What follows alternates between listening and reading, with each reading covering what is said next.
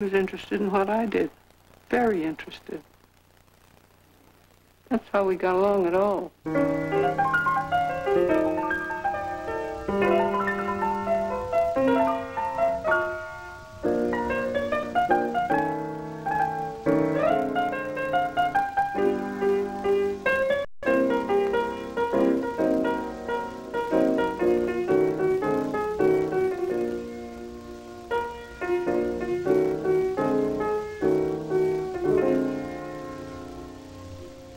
George O'Keeffe is in the midst of a very masculine circle in New York. All these male artists around Stieglitz, and even her friends who should know better, stereotyping her into feminine roles to do with her painting flowers. She just gets away from all that. She goes to the Southwest.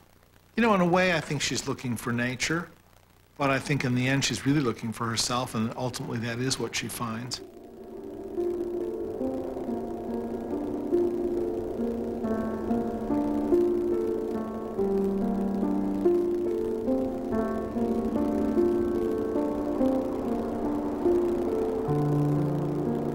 When I got to New Mexico, that was mine.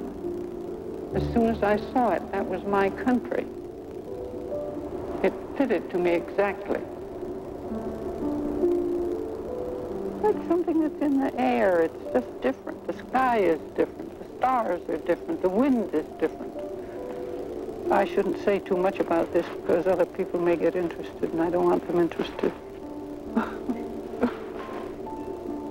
Georgia O'Keeffe was very happy that summer. She writes radiant letters back to her friends, to Stieglitz, saying that she's in a landscape that she feels at home in, and it is the start of what is, in fact, a lifelong commitment to that landscape on her part. From the very beginning, her work was about nature and about the sort of procreative, generative aspects of landscape. So she began steeped in nature, and her residence in the city was almost the aberration in her life. Going back to the Southwest was going back, in a sense, to her own roots.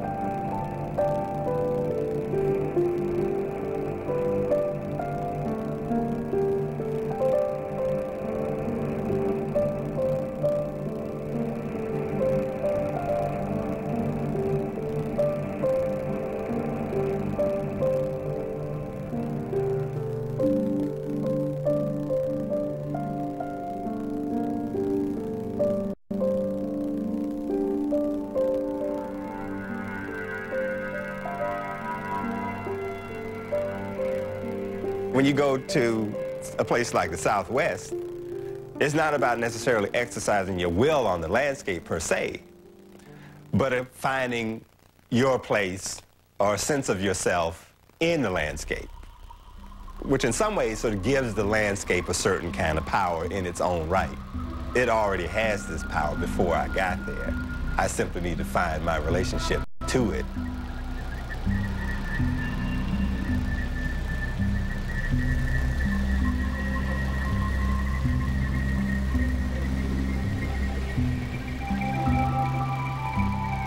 The bones do not symbolize death to me. They are shapes that I enjoy. It never occurs to me that they have anything to do with death. They are very lively. They please me. And I have enjoyed them very much in relation to the sky.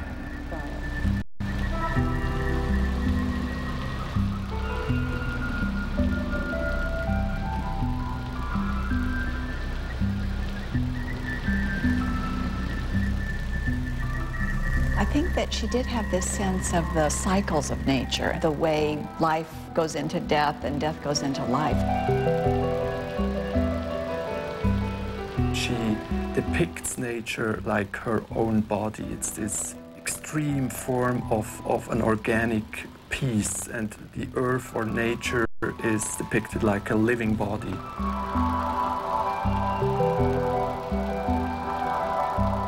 There's undeniably a kind of bodily dimension to her work.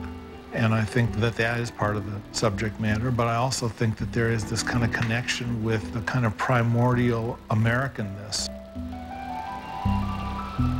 There's a way in which O'Keeffe cleans the Southwest of all those cowboy associations and returns us to an understanding of the ecology, the region, as well as its Native American and Hispanic roots.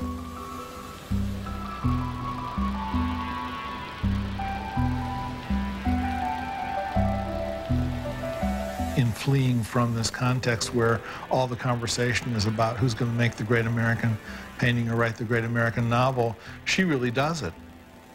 And she does it by just exiting from all that and going out and doing it on her own. In a way, it's like going back to the tabula rasa and starting again. And that was at the time that the men were all talking about the great American novel, the great American play, the great American... Oh, it was the great American everything. And I thought they didn't know anything about America. A lot of them had never been across the Hudson. So I thought, I'll make my picture a red, white, and blue. I'll make it an American painting for these people that don't go across the Hudson. And this was my painting. I put a red stripe down each side. Entertained me, but I don't think anybody else caught on to it for quite a while.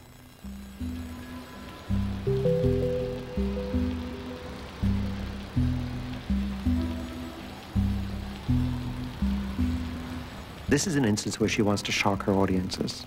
She wants to break that flag out of the East Coast, because we always tell the history of America as, you know, it's Massachusetts, New York, Pennsylvania, Virginia. So she's ripped that flag off those flagpoles on the East Coast and put it down in this foreign territory.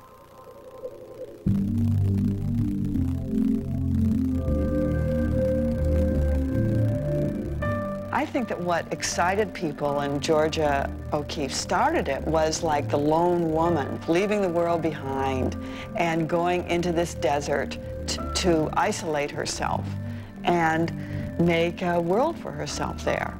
It was nice of Stieglitz to let you go to New Mexico every summer. Well, listen, he didn't let me go, I just went. Was it hard convincing him? He was never convinced, but I went. I had to go. People love that sense of adventure. It's like the pioneer. And it gave her a very distinct kind of character in the American imagination. It really appealed to people.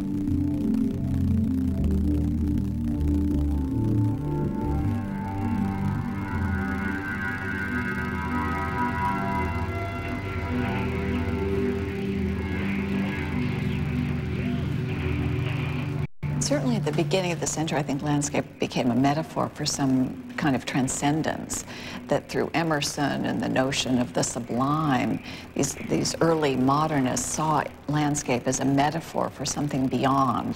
And that sense of landscape really continued then into the abstract expressionists.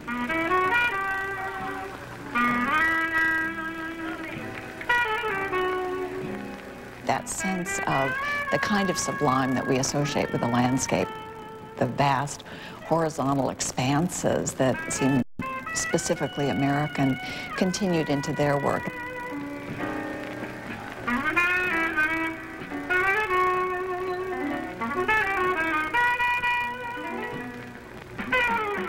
One of the things that makes Jackson Pollock so important is that he took this idea of cultivating his own nature to a really radical extreme. He took it in a way as far as you can take it. There's a famous story about Pollock as a young artist in New York. He meets Lee Krasner. Lee Krasner is studying with Hans Hofmann. And Lee takes Pollock to meet Hofmann. Hofmann says, "You are very talented. You should join my class." Then Hofmann said, "But you do not work from nature. This is no good. You will repeat yourself. You work by heart, not from nature." And Jackson's response to that is, "I am nature."